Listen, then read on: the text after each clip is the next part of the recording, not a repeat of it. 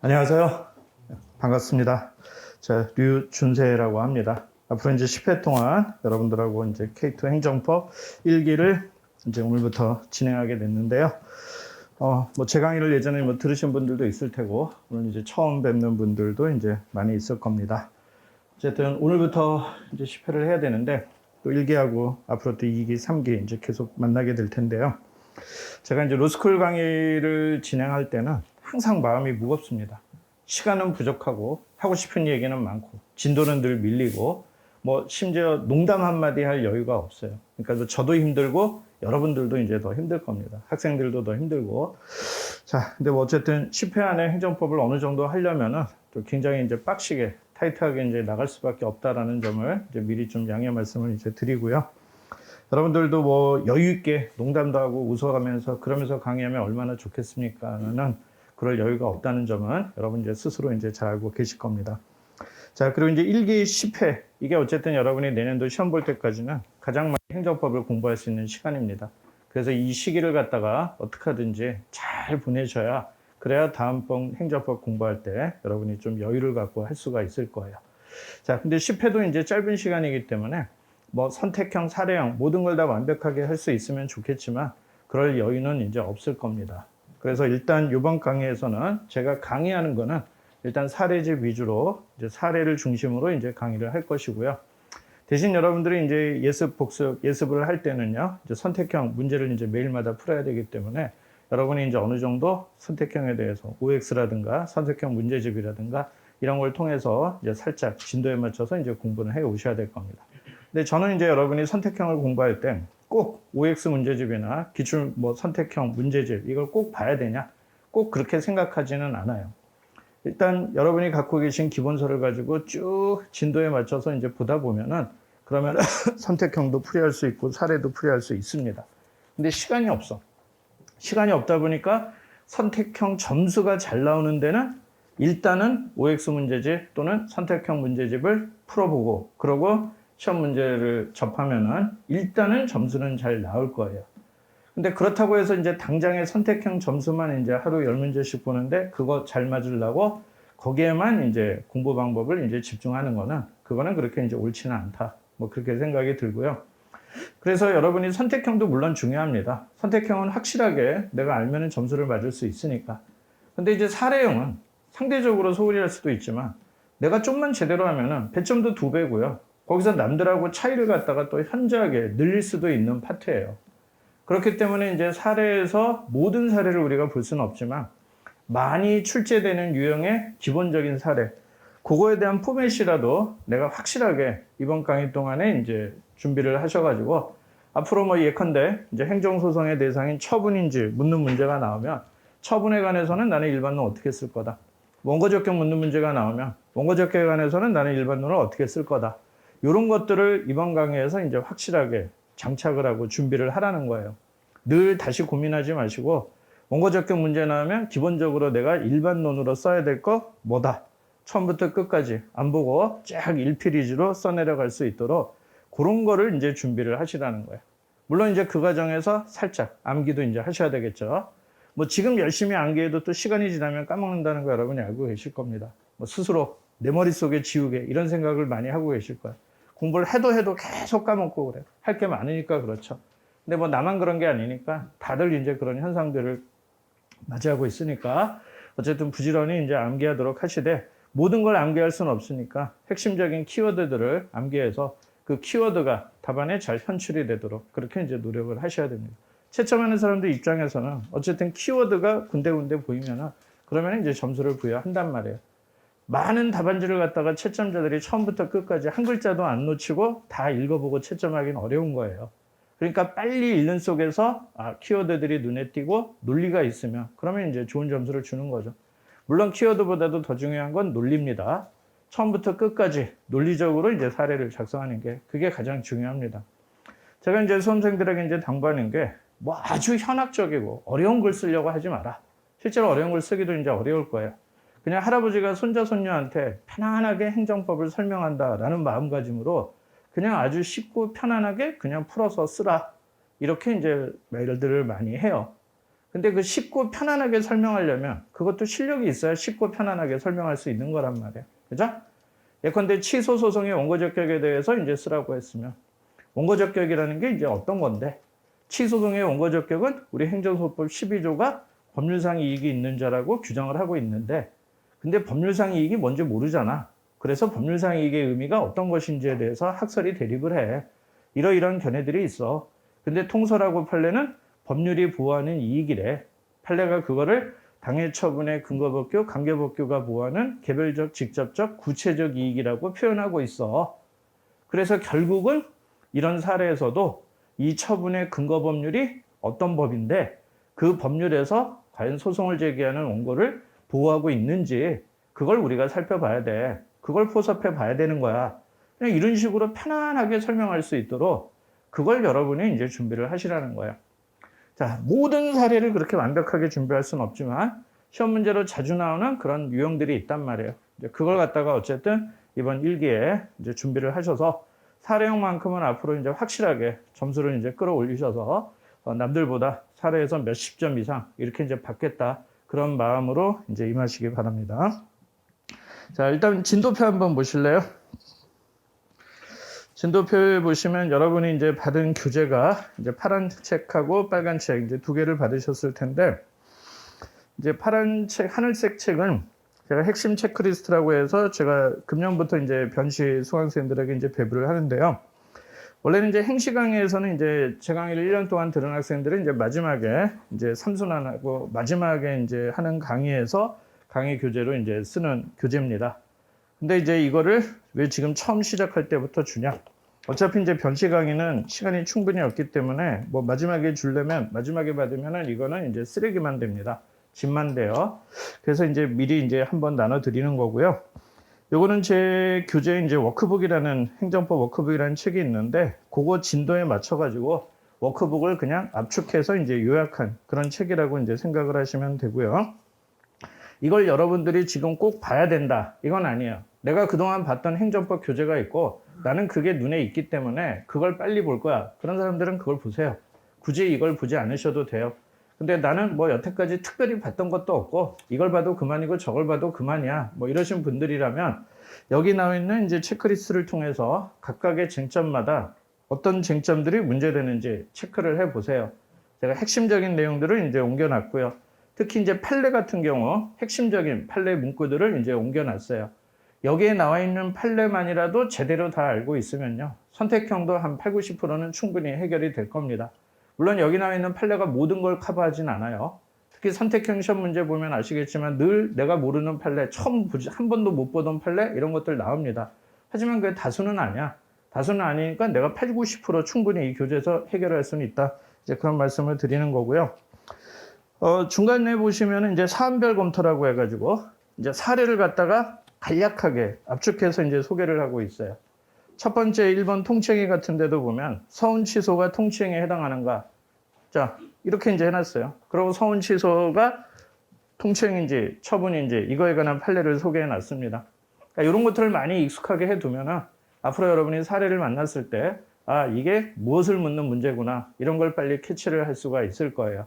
그래서 이제 요 간략 사례들을 통해서 많은 사례를 접하시기 바랍니다. 행정법은 사례가 너무 다양해요. 왜냐하면 실제로 많은 행정작용들이 있고 판례도 다양하다 보니까 법리가 어렵다기보다도 처분이 뭔지에 대한 법리는 간단한데 어떠한 행정작용이 처분인지 아닌지 이걸 판단하는 게 어렵단 말이에요. 너무 다양한 행정작용들이 있다 보니까 그래서 행정법은 많은 사례를 접하는 게 좋은데 여러분이 그럴 시간이 없잖아요. 그러니까 여기 이제 체크리스트에 나오는 이런 사례들, 주로 기출문제들도 있고 중요 판례들 가지고 간략 사례를 구성했으니까 그런 것들을 한번 이제 좀 체크를 해 보시면 좋을 것 같습니다. 그래서 이걸로 꼭 보라는 건 아니지만 뭐 특별히 상관없다 하시는 분들은 자신이 이제 보던 책을 보면서 아, 굳이 뭐 단권화 교재 이런 거 따로 만들지 말고 요거 가지고 쭉 체크하면서 여기에 나와 있는 판례, 사례 이런 것들 결론을 체크를 해 두시면 그러면 뭐 선택형 하는 데는 뭐 충분할 것 같고요. 또 사례도 여기 나와 있는 사안별 검토를 가지고 아, 이게 어떤 걸 묻는 거구나 이렇게 체크를 하시기 바랍니다.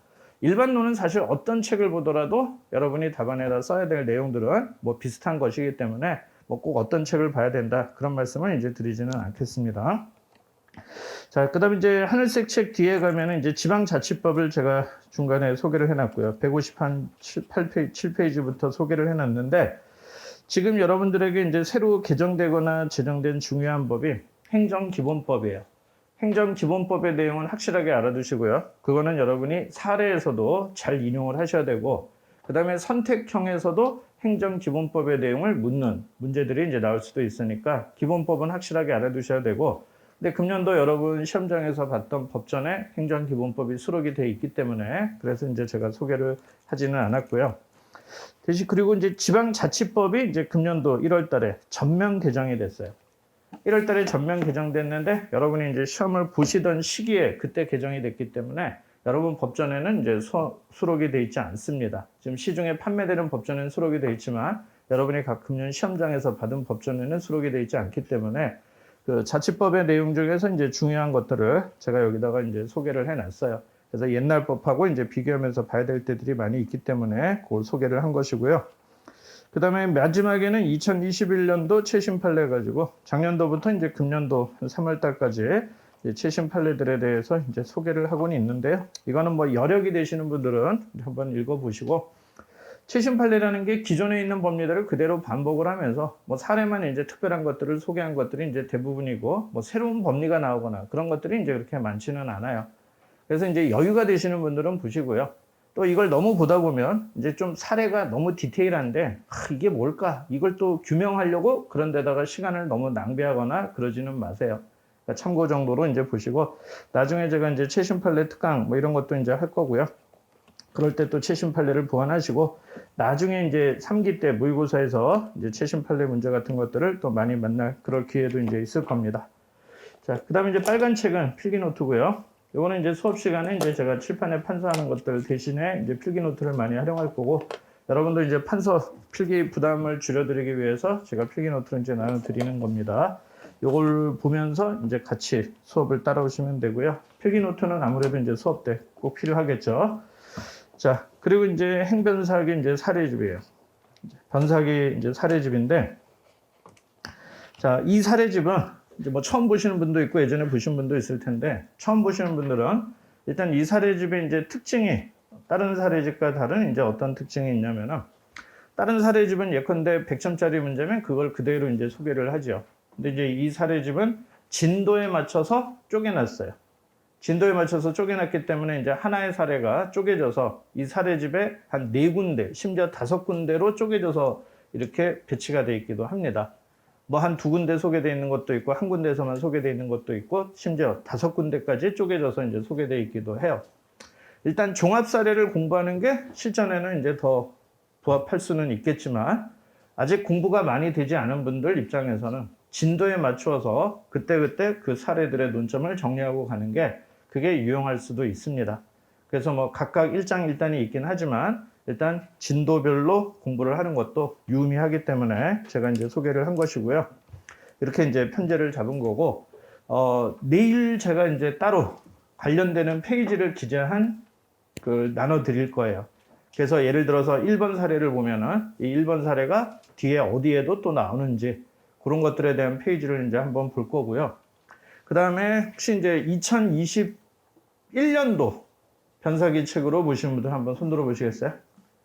2021년도? 네, 21년도 책 갖고 계신 분들도 이제 사례 번호 이런 것들이 바뀐 게 있기 때문에 그 비교표를 갖다가 이제 내일 제공을 해 드리도록 이제 하겠습니다. 자, 그리고 이제 사례집을 보다 보면 결국 이제 반복되는 부분이 있어. 처분에 관해서 묻는 문제들이 많다 보니까 여기저기 처분에 관한 일반론이 반복되는 부분이 있어요. 그런 것들은 제가 분량 문제 때문에 제목만 소개하고 이렇게 이제 넘어가는 것들이 많아요. 그래서 여러분들은 사례집을 보면서 중간에 처분에 관한 일반론 한번 나오면 고기를 딱 표시를 해둬서 체크를 하고 나중에 일반론을 공부할 때 이 부분만 이제 다시 한번 복습을 한다. 자, 이런 마음으로 이제 오시면 이제 될 것 같습니다. 자, 그리고 진도표에서 잠깐 또 보시면 일단 작년도 책 갖고 수강하셔도 되고요. 그 다음에 추가된 사례는 거기 추록을 활용하시면 되는데, 거기 보면 이제 네이버에 제 카페가 유스티스 행정법이라는 이제 카페가 있긴 합니다. 거기 이제 자료실에 올려놨으니까 이제 다운로드를 하시면 되고요.